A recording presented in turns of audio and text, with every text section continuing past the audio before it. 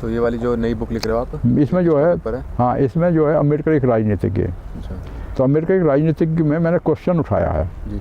बहुत से लोग कहते हैं कि अम्बेडकर दलित नेता थे, अम्बेडकर एक राजनीतिज्ञ थे।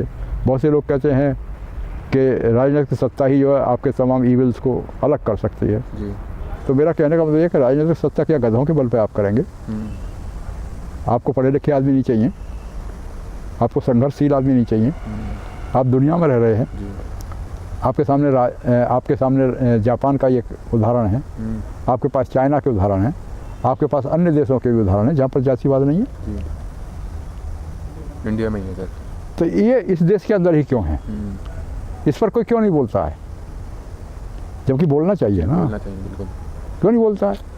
अच्छा, अफसोस की बात यह है कि जो चालाक लोग हैं वो तो अपने स्वार्थ के हिसाब से नहीं बोलते हैं जातिवाद को ख़त्म करने की बात। विडम्बना की बात यह है कि जो जातिवाद से दबे हुए हैं और जातिवाद में जो एक दूसरे को जो एक से और दूसरे से नीचा और ऊंचा समझते हैं, वो जो है ये कह कर के संतुष्ट हो जाते हैं कि हम अमुक जाति से तो ऊपर ही हैं। जैसे, हाँ, सही बात है। जैसे खटीक है, वो चमार से अपने को ऊंचा समझ के संतुष्ट हो जाता है, तो हम उससे ऊपर हैं। हाँ। चमार है वो भंगी से, भंगी है वो कंजर से है। हाँ। तो ये क्या है? हम इससे तो ऊपर ही हैं। नहीं, ये क्या ड्रामा है? मतलब जो है ये चीज़ें जब तक ख़त्म नहीं होंगी, इसको कौन ख़त्म करेगा? हम और आप ही तो बैठ कर ख़त्म करेंगे। हम कहते हैं, बहुत से लोग रोटी बेटी की बात करते हैं। रोटी बेटी तो बहुत बड़ी बात है। आप पहले बैठना तो सीखो। जी। भाई, आपके अंदर भाईचारा कब पैदा होगा? भाईचारा आपके पास तब पैदा होगा जब आप एक दूसरे से बातचीत करेंगे, एक दूसरे के पास बैठेंगे, बोलेंगे और बतलाएंगे। पहले आपके अंदर ये 6 गुण तो होने चाहिए, उठने के, बैठने के, बोलने के, चालने के, घूमने के, फिरने के। क्यों आपके अंदर यही नहीं है? यही नहीं है, सही बात। आपके अंदर जो है जाति का नाम इतना तगड़ा चौबन पैदा कर देता है जितना कोई कांटा नहीं कर पाता। तो ये क्या है? ये आपके अंदर मनोभाव है ना, आपका एक माइंड सेट ऐसा बन गया है ना, है? आप उन कारणों को खोजो ना। आप खोजने की कोशिश क्यों नहीं करते हो? ये जातिवाद इसलिए नहीं ख़त्म होता है कि जो यहाँ जाति को ढो रहा है नहीं, वो उसको आभूषण की तरह पहने हुए है। और जब तक वो उसको आभूषण की तरह पहने हुएगा वो जातिवाद को नहीं छोड़ेगा। हाँ, जब तक ये कास्टिज्म ख़त्म होएगा ही नहीं। यस। तो सर, ये कब तक आपकी बुक कंप्लीट हो जाएगी? मतलब अगर हमारी ऑडियंस में से कोई बाय करना चाहे तो कैसे कर सकते हैं? जहाँ तक किताबों की बात है तो मैंने आधुनिक परिदृश्य में अम्बेडकरवाद और आधुनिक परिदृश्य में बौद्ध धर्म, ये पुस्तकें ऑलरेडी लिखी हुई है। और आप चाहेंगे तो ये आपको सम्यक प्रकाशन से मिल जाएंगी, है नहीं? अभी मेरी किताब जो है और भी कई आ रहे हैं, तो उसके बारे में मैं आपसे बाद में चर्चा कर लूँगा। ठीक है, बाद में जब हो जाएगा तो फिर से दोबारा एक और एपिसोड बनाएंगे साथ में, क्योंकि अभी मैं इस पर काम चल रहा है। जी, बिल्कुल, जब कंप्लीट हो जाएगा जब उसके बाद। हाँ, पर इसका एक संक्षिप्त में बता देता हूँ कि जो ये वर्तमान में जो जिस किताब पर मैं काम कर रहा हूँ उसमें मैं अम्बेडकर के राजनीतिज्ञ होने पर जो प्रश्न उठाया है। अच्छा। और उस पर इसलिए उठाया कि बाबा साहब को केवल राजनीतिक कह करके जो उनकी जो व्यक्तित्व की आभा है उसको बहुत संकुचित करना है। क्योंकि बाबा साहब जो है खाली जो राजनीतिज्ञ नहीं थे, वो राजनीतिज्ञ से पहले समाज सुधारक थे, कानूनवेत्ता थे, पत्रकार थे, बहुत मजे हुए विद्यार्थी थे। और सबसे बड़ी बात, जब उन्होंने ये संविधान लिखा और संविधान सभाओं में जो उन्होंने जो अपने भाषण दिए, तो उनसे ये परिलक्षित होता है कि वो युग दृष्टा थे। उन्होंने 25 नवंबर 1949 को जो भाषण इस संविधान को अंगीकार करने के टाइम पर दिया था, वो प्रत्येक व्यक्ति को पढ़ना चाहिए। तो उसमें जो भविष्य की जो आशंकाएं, उनके बारे में बाबा साहब ने जो है लोगों का ध्यान आकर्षित किया है।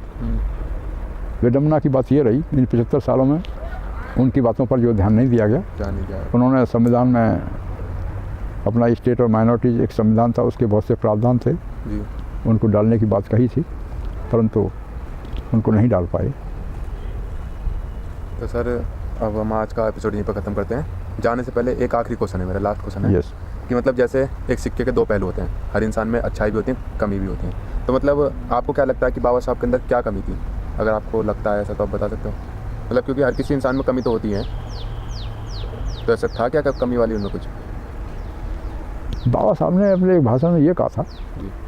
कि मुझे गुस्सा बहुत आता है। तो गुस्से के भी जो 2-3 आयाम होते हैं। जैसे माँ है, जी। माँ बच्चे को थप्पड़ मारती है गुस्से में, तो उसके पीछे क्या होता है?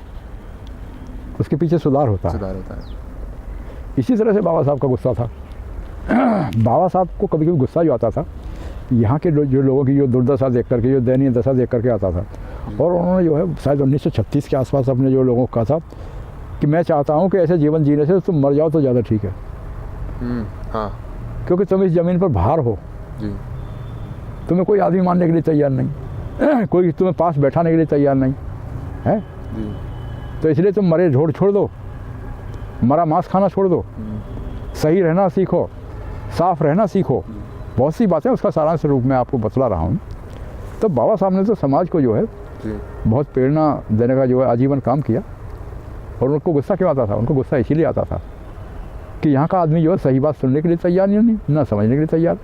और सारांश रूप में आपको एक बार बतलाऊँगा आपको कि ये जो अपने को अम्बेडकरवादी कह रहे हैं, ये अपने मिशन में तब तक सफल नहीं होंगे जब तक ये मन, वचन और कर्म से दोगले रहेंगे और बाबा साहब के विचारों को पढ़ करके, समझ करके और उनके हिसाब से नहीं चलेंगे। इनका कल्याण नहीं होगा। मात्र सत्ता की चाबी लेने से ना सत्ता हासिल नहीं होगी। सत्ता का जो त्रिसूत्र है, जो मूल मंत्र बाबा साहब ने दिया था, वो दिया था कि शिक्षित बनो और शिक्षित करो, संगठित रहो और संगठित करो। समझे नहीं? संघर्ष के लिए प्रेरणा दो और संघर्ष करो। मतलब खाली इस गलबाजी से काम नहीं चलेगा कि शिक्षित बनो, संगठित करो, संघर्ष करो और हम पे आर की स्पेलिंग नहीं आ रही है। हम आर की स्पेलिंग नहीं पढ़ पाते। अभी मैं सोशल मीडिया पे देख रहा था, एक हेडमास्टर का इंटरव्यू जो सोशल मीडिया पे बिहार में हो रहा था। उससे कहा था कि मैडम तुम जनवरी की स्पेलिंग लिख दो जरा और फरवरी की स्पेलिंग लिख दो। तो जब इसकी शिक्षा का यहाँ का तो एक शब्द जो आपने जो मेरे से नहीं पूछा है, मैं शिक्षा के बारे में एक अंतिम संदेश के रूप में, मतलब एक चीज़ जो आपको ये कहना चाहूँगा कि शिक्षा को एक फॉर्मेलिटी के रूप में मत लो, है ना। शिक्षा एक ऐसी कीमिया है जो आपके अंदर आमूल चूल परिवर्तन करेगी, है ना। शिक्षा को आप इस हिसाब से लो कि आपके अंदर भी परिवर्तन हो और आपको देख करके दूसरे के अंदर भी परिवर्तन हो। ये प्रेरणा हमें बाबा साहब के व्यक्तित्व से मिलती है और मिलती रहेगी।